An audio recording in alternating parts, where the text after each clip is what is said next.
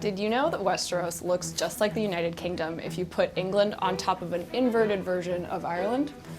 Well, I know that because I've been covering the show for years for Insider, and I wrote the unofficial guide to Game of Thrones. Here are 9 more facts about Game of Thrones that might surprise even die-hard fans.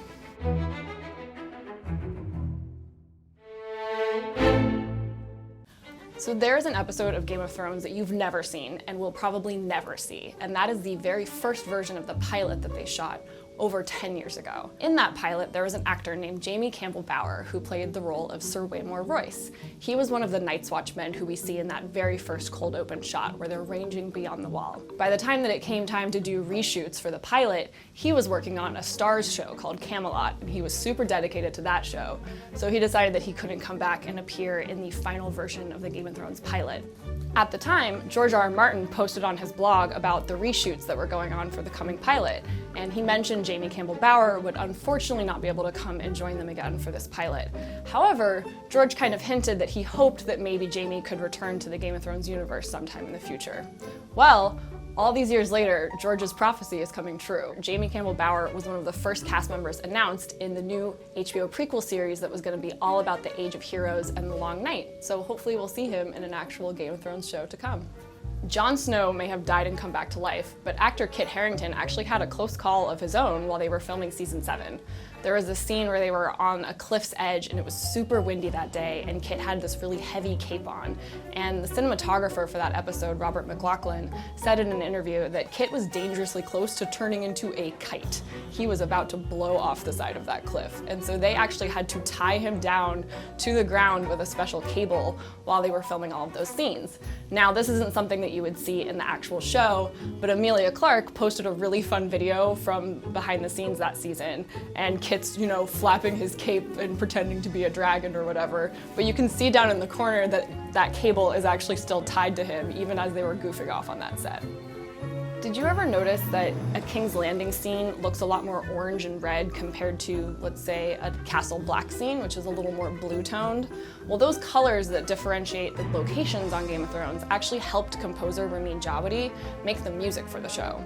How exactly? Well, Ramin Djawadi has a condition known as synesthesia, and that means that he sees colors as music. And so when he's composing music to the different scenes, the setting really helps him get inspired for all of the various notes and tones of the show. He has compared this process to painting. So whether it's Daenerys in the desert in Essos or Jon Snow at Castle Black, he can kind of pick up the aesthetic of the show and translate that into music.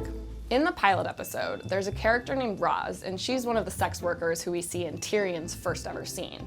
Now, Roz is not a character from the books, and she didn't even have a name to begin with in the show in those early versions of the script. And it was actually George R.R. Martin who was on set and chatting with the creators and the actors, and he said, hey, maybe we should give her a name other than red-headed whore, which is how she was described in the scripts. And the actress Esme Bianco said that George R.R. Martin gets the credit for Roz having a name in the show. So Game of Thrones has done more than completely change television and the culture of fandom around the world. It's also literally changed the economy of Northern Ireland. The entire show is based in Belfast. Dozens of locations all around Northern Ireland were used as the sets for various scenes all throughout all 8 seasons. And there's an entire industry now called screen tourism that has been built out of people who are just flocking to the country and they want to experience Game of Thrones for themselves. But there are literally people who have jobs and careers now that they never would have had if Game of Thrones wasn't filming in Northern Ireland all these years. Arya Stark has a long kill list that gets shorter and shorter as she becomes a more skilled assassin as the seasons go on. But there's one name that disappeared from that list for a completely different reason, and that was the name of Sir Ilyn Payne. You might have noticed by season 5, she was no longer reciting Sir Ilyn Payne's name on her list. And this was because the actor who played Sir Ilyn Payne, Wilko Johnson, was diagnosed with cancer, and they decided to write his character off the show rather than trying to replace him or sort of explain it away. Bonus fact, this is why Bronn had a much bigger role starting in season 5. He was the one who stepped in and began sword training with Jaime, even though that role was Sir Ilyn Payne in the books. Good news, Wilko Johnson's cancer is in remission as of 2019, so he's all well, but he decided not to return to the show. One of the most hyped scenes in the series was Cleganebowl, which finally came to fruition in season 8. But have you ever wondered why it's called Cleganebowl? It actually all has to do with the 2013 Super Bowl, of all things.